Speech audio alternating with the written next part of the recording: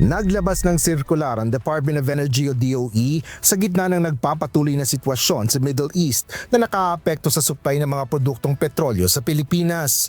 Batay sa Department Circular, pinapayagan ang pansamantala at kontroladong paggamit ng Euro 2 petroleum products sa mga piling sasakyan at industrial uses. Layo nito na maibsan ang krisis sa supply ng petrolyo sa gitna ng patuloy na pagbabago ng estado nito sa global oil market.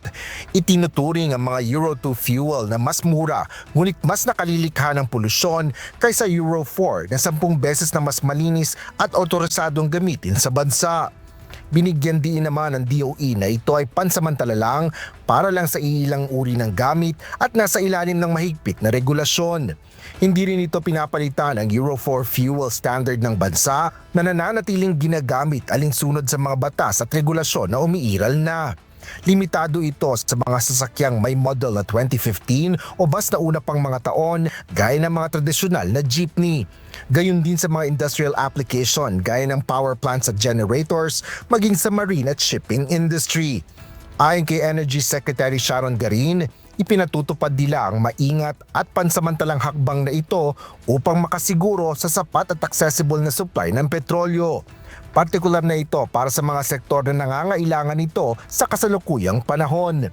Dapat rin anyang dumaan nito sa striktong quality controls, malinaw na notification requirements at kaukulang consumer protection measure.